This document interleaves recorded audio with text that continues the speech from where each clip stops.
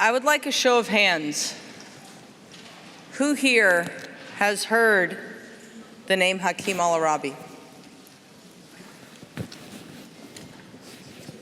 It's wonderful. How many of you were aware or participated in a campaign in the first quarter of this year to help with his release from detainment in Thailand? Okay. So Hakeem and Craig were both, Craig Foster, former international from Australia, and Hakeem are going to share with us a little bit about what happened and what they learned. And we're so grateful to have you here. I'd like to thank the generosity of our friends at the Players Association and Football Victoria for bringing Craig and Hakeem to be at the Sporting Chance Forum. Craig, take it away. Thank you, Mary. Thank you for the invitation to the centre to be here, and it's somewhat surreal to be sitting almost 12 months exactly to the day, if not the hour, when Hakeem Al Araibi was detained, arrested on the tarmac at Bangkok Airport. We've been saying for the last year, Hakeem, that behind every policy, behind every statement, behind this entire movement, at its base are people whose rights are breached and real human beings in pain and who are experiencing terrifying ordeals. There's no greater example both of the strength of this movement, the strength of people power, and also what people in sport have to go through than this young man. How are you feeling, buddy?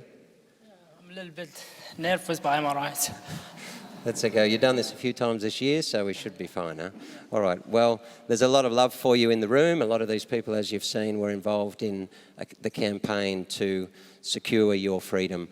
We want to give people a sense of where you came from, why you got in the situation you were, and the importance of people stepping forward for you as well. So let's go back to Bahrain when you were a pretty young player, and you were detained, arrested, incarcerated a couple of times. Please explain to us about those ordeals. Yeah, in 2010, when I was 16 years old, I joined with Bahrain junior national team. I went to the Kuwait for the golf tournament, and I think in October or November, I been the man of the match in the Kuwait. And I'm very happy to be back with my family because I think my family will be happy for me.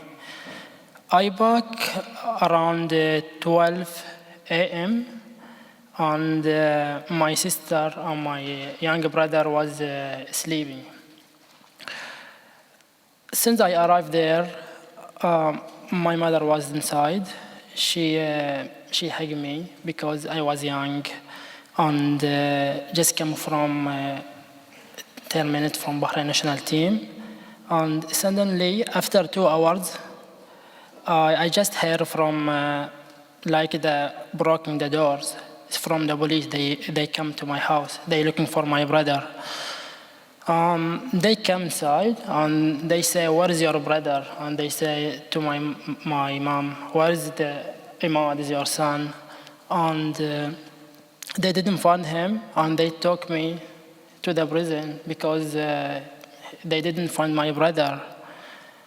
And I still there for 6 months for no case, no reason. And then they released me in 2011 with the Arabic Spring, when the people stand up for democratics. And when I go out, I continue play football because this is my dream. And then I joined with Bahrain national team under 23 after a few months. I've been many countries. I travel with Bahrain national team. I play with the many countries around the world. This my love was it was a good future for me. On 2013, again, on 7 November of my birthday, when I went with my friends to the club for the celebration for my birthday, we will back around midnight, around 1 o'clock. When we arrive, the police, they stop us. They ask for ID. I didn't have the ID in that time, and they took me to the police station because they will know who am I. And some of the police officer in police station, they know me. I am Hakeem. I'm a player of national team. I'm from Shia Muslim.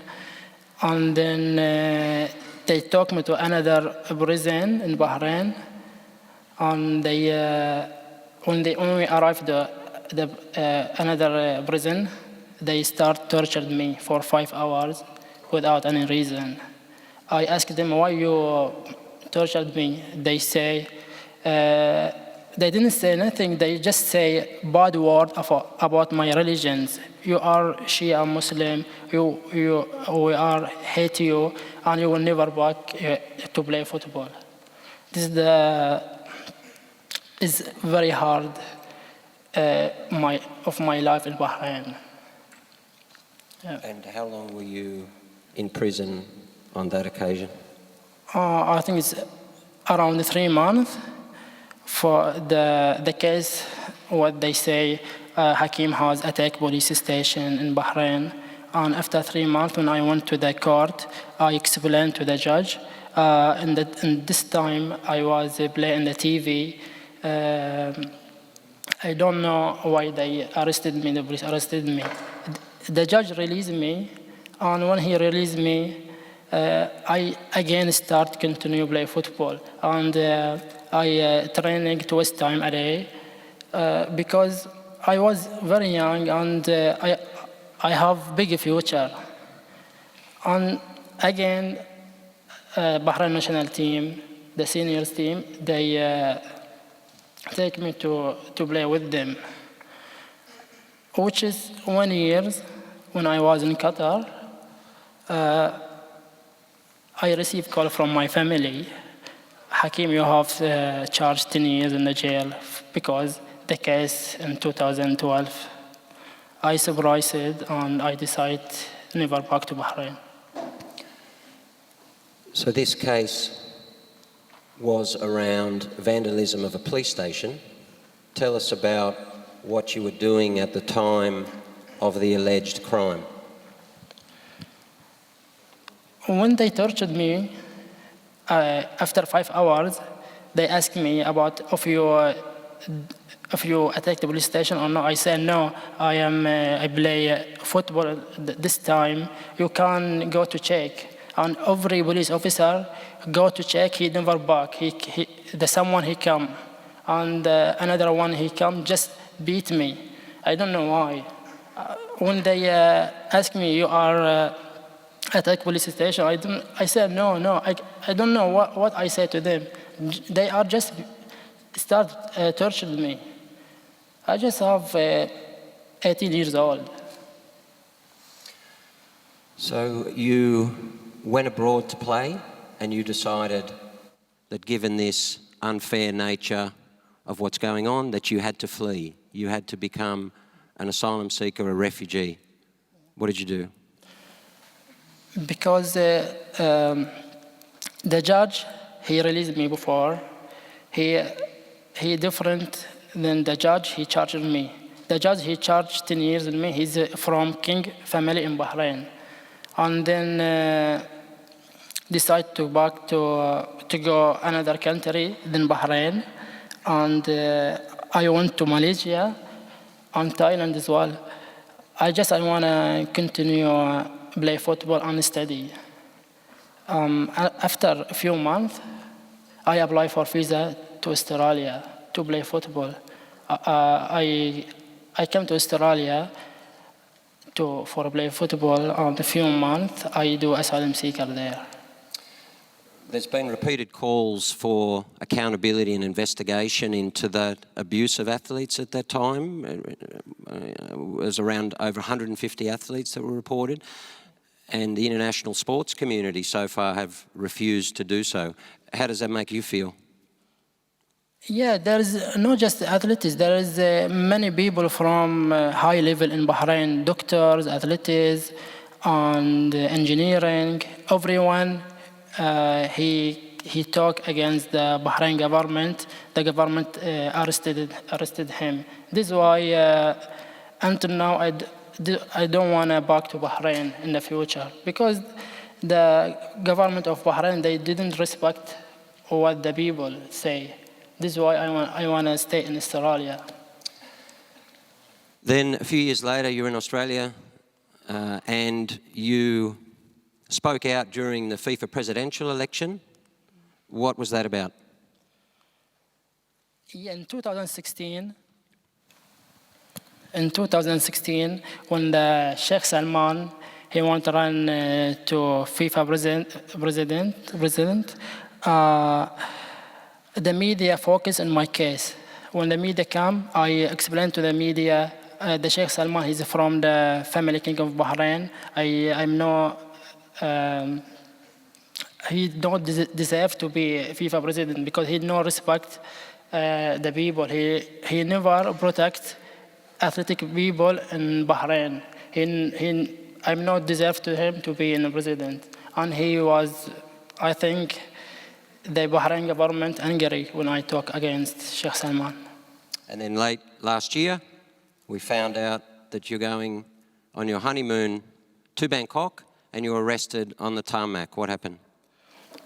Me and my wife decided to go honeymoon in Thailand since 3 months later, from August 2018. And we traveled in November, 27 November. Since we arrived there, I just saw 20 police officers. They stand up and they waiting for me. They show me paper. They show me the photo when I was young. I don't know how they know me. And then they take me to the detention in Bangkok airport, me and my wife. And you go to the Bangkok remand prison? What was that? Yeah, and this prison was a very difficult days for me. I slept with many people in the one room, around more than 45 people. I have just space 1 meter, just my bed space in the room, and 18 hours we still in the room without food. We are just allowed to bring water, and then 7 hours outside.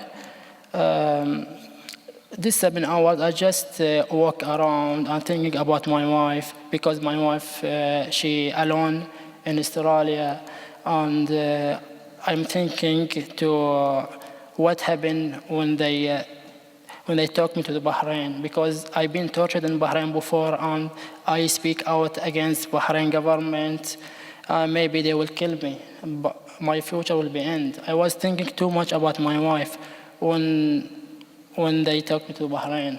How will she live without me? I came to see you in late January and saw you for the first time ever through the glass in the remand prison. And I held up some tweets and petitions from people in football and sport around the world who had stepped forward for you. How did it make you feel to know that your sport was helping you? I am very grateful for all the players. They stand up for my case, for me, because what the player done for me when I came out, they make to all the world proud of Australia, and they make the kids more safe in the future.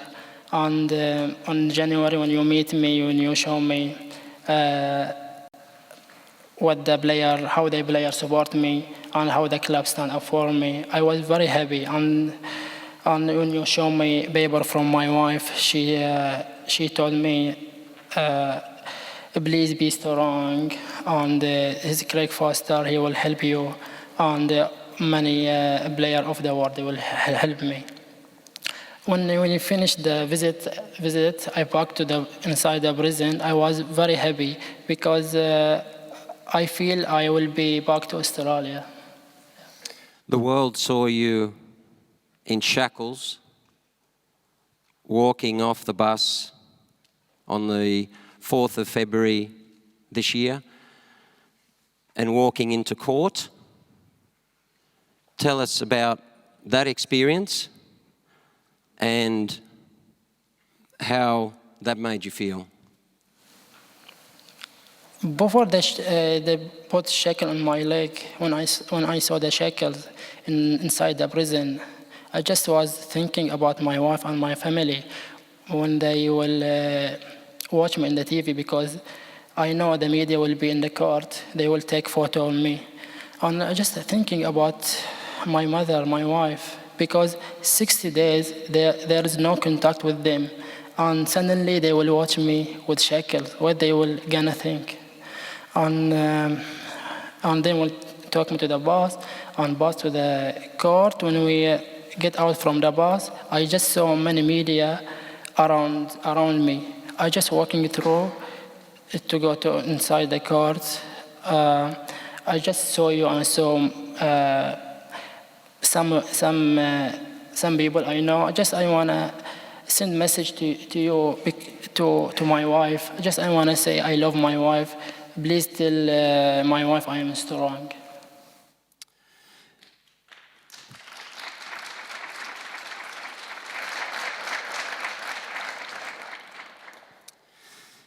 And even when I talked to you in prison, what you wanted to talk about was football, and how the people in prison knew that you were a footballer, that they gave you special, not treatment, but they thought of you differently inside prison because you were a footballer, that you wanted to play football in prison, and that your career was in tatters because what had occurred. And you said to me, I'm playing inside here, but I should be playing outside. I have the right to play outside. Tell us about how important football was for your hope when you were lying in a concrete cell in Bangkok.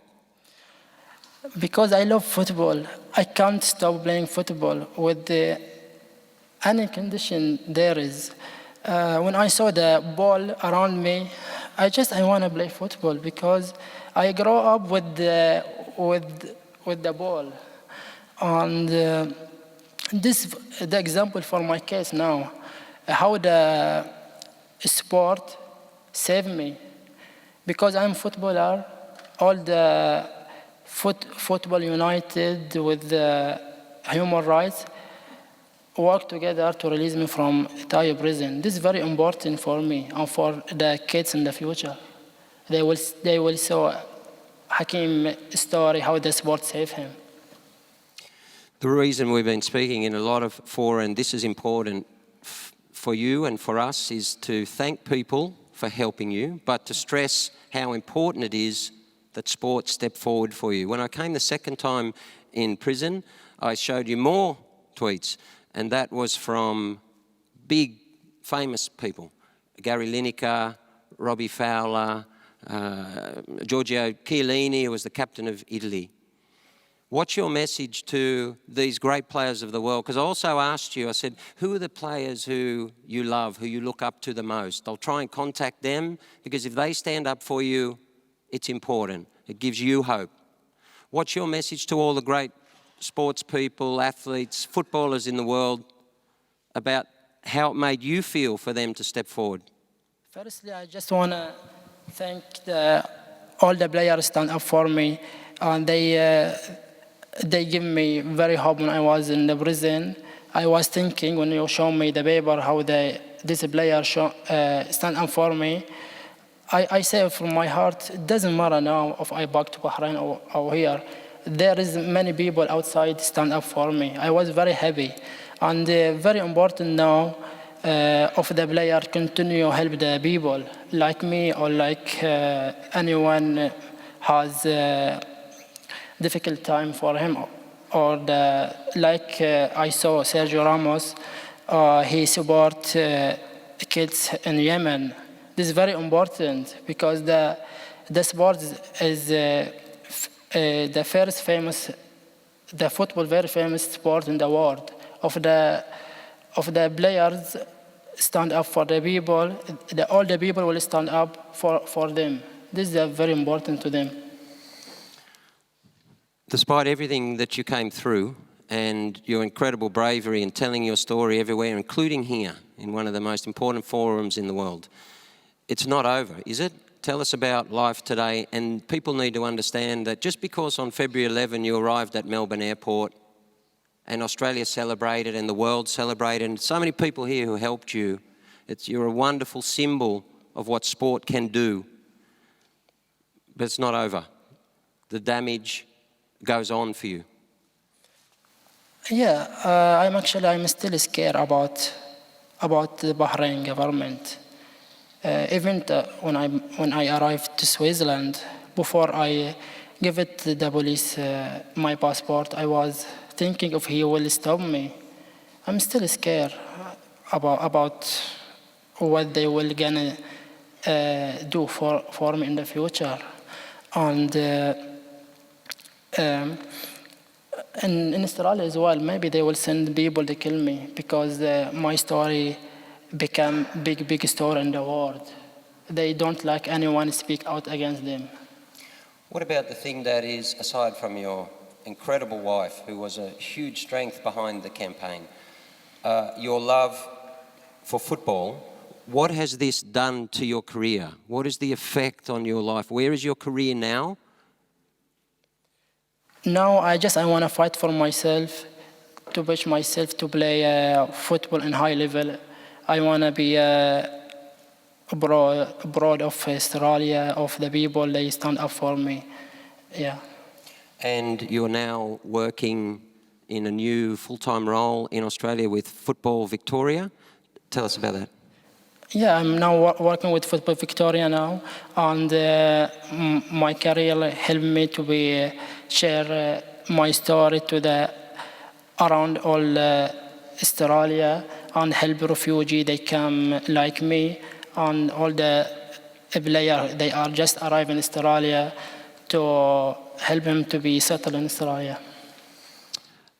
Tortured at 18, incarcerated at 25, at 26 years old, having to rebuild your football career, rebuild a new career, and yet a refugee and human rights ambassador, a human rights defender who spoke up for your people and for football, for better governance in football, and now you're trying to help kids around Australia. I think it's worthwhile that we show our appreciation for Hakeem.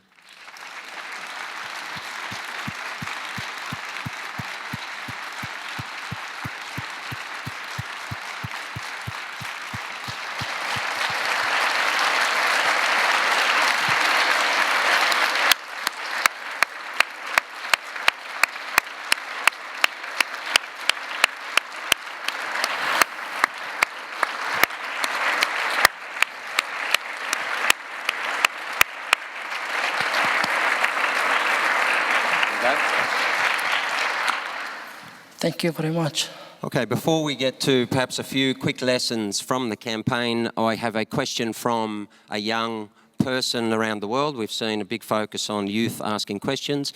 One of the young people through Centre for Sport and Human Rights, through their survey, has asked the question, what would be your advice to other professional athletes or aspiring professional athletes who go through or suffer the same experience as you in their countries?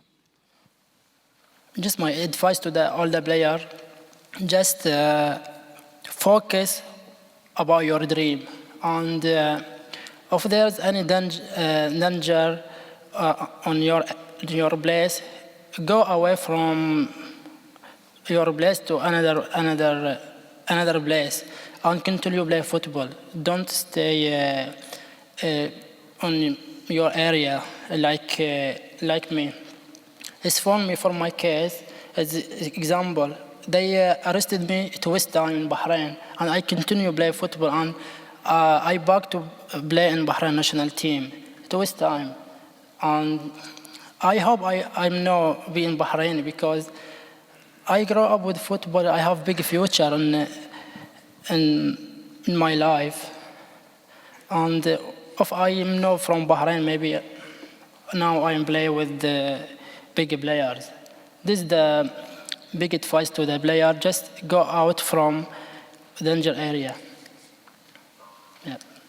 Okay, well done, buddy. Thank you very much. I just feel I'm crying because I saw people stand up in this here in this United.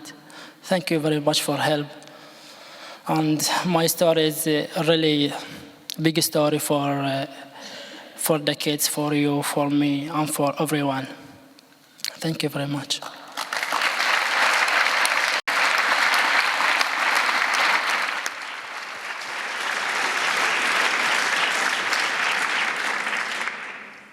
So, Craig and Hakeem, what lessons do you feel? I mean, I know at the center, we talked a lot after because we were very active, and we said, you know, what did we learn? Because we mobilized in collective action, I think, and we learned a lot by doing it. What do you think are the lessons that can be learned from this case? Well, there are many, but I guess some of the key ones are the importance of sport, understanding that we've talked over the last 2 days about policies, and it's been said a few times that there's actual human beings on the end of that policy. And in Hakeem's case, sport did an extraordinary job. The Centre for Sport and Human Rights brought governments together from around the world. The Sport and Rights Alliance was amazing. There was a human rights movement ready to help Hakeem that I wasn't aware of and was quickly connected into, and we had this infrastructure now that could mobilise extremely quickly. That allowed us to get to a diplomatic level we could not have done otherwise. So one of the reasons we're here is to say fabulous work to everyone, but you need to continue, we need to get better, because we had to push sport. We had to push them. And as someone said today, sport is, like most fora of life, of course it is deeply political. And we had to be pushed. And our hope in future is that that's not the case, that we're able to act efficiently, effectively, and quickly, because lives actually depend on us doing so. The football community was incredible. Go on. No, I was just going to say, during that time, the arraignment, 15 governments, something like this, and FIFA was in the room. FIFA was in the room. Federico Adiecci came to the hearing, and that was really important. He also came along with us to meet with our ambassador-designate, Alan McKinnon, in Bangkok, which was incredibly important. So when FIFA stepped forward, and it took time, as it does for many sporting organisations, then that was an incredibly important moment. In future, we'd love to see that happens straight away. That's a work in motion for everyone in this room to make sure that happens, and it's why it's important for us to hear and to look into these eyes and know that these are the same of all of the people in trouble around the world. We have to make sure that we help them quickly. Athletes also step forward, but that's also a space where we need more action, more activism. Those who did so have our enduring respect and our deep gratitude, but we need more to do so. And we need sport to be comfortable with athletes stepping forward in this space, because there's also extreme constraints on them doing so. The other thing about athletes and athlete organisations is, in my view, as a former chair of our Professional Football Association in Australia, a life member, we need to accept our responsibility, in football in particular, our responsibility to hold governing bodies accountable to governance. For instance, the president of the AFC recused himself from the case after 61 days. The day before, a couple of days before, I was in Bangkok, and on the 60th day, the submission to extradite Hakeem was submitted. The following day, he recused himself with a statement saying, well, I've got nothing to do with West Asia. That is a clear... yourself from a human rights case. What's the conflict? Just ask. Okay. So my question, that's correct, but my question is, what are the ramifications? When is sport going to say that's not acceptable? When is sport going to say that human rights actually is a fundamental component of the people who are going to manage sport and rise to these positions of officialdom? And I'm really hopeful that FIFPro, our global governing body of footballers, is going to take up this mantle to make sure, because we had subsequent elections and people who were involved or were obstructive to Hakeem's case were subsequently elected to senior positions within the AFC. In future, that shouldn't happen. And finally, what we've done is spent the last year saying, particularly in Australia, but also around the world, there's tens of millions of displaced people and they need our help. Hakeem was a refugee. He's met the Australian Prime Minister now shortly after, and he now is an Australian citizen. And we are so thrilled to have him. But we'd be equally as thrilled to have asylum seekers and refugees who don't have the benefit of playing football, having a sporting community to step forward for them, and having this entire sport and human rights movement. We've got many around the world. We've got particular issue in Australia, and what we're saying to everyone back home in Australia who will be watching and listening is that all refugees are Hakeem. Just because you play sport, there's no difference between them, him, or any of us. We have actually one of our better known refugees in the room. Please stand up, Aziz, Abdul Aziz Mohammed.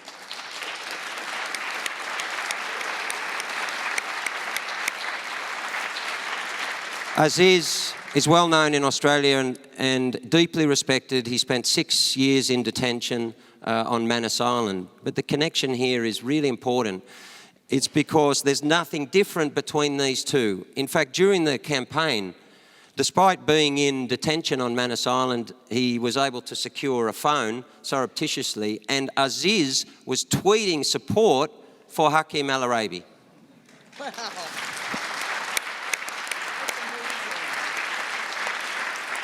So both Hakeem and I have pledged to try and help in this issue, and in the end, I guess the final point is this: that's the power of sport. The power of sport can shape the world in a positive way, and it does it one life at a time. And people who are running FIFA and IOC and IAAF, hockey and cycling, it's your responsibility, because these people are the athletes. That's actually what it's about. Finally, we thought that we'd like to present something. If I might ask Mary Robinson, the chair of the Centre for Sport and Human Rights, to come up, and Hakeem is going to present a couple of small tokens of his appreciation to Mary. We have a shirt, which is, you might hold the shirt up, Hakeem. This shirt became the symbol of the campaign, and we'd like to think that it might take a prominent position in the centre.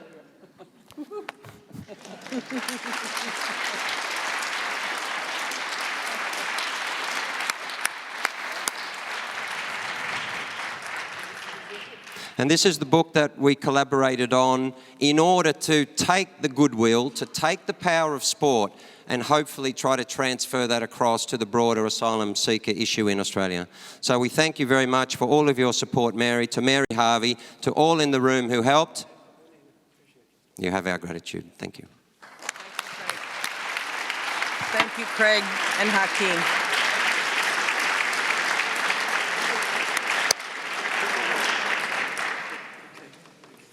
Thank you, Craig and Hakeem. What a privilege. Thank you.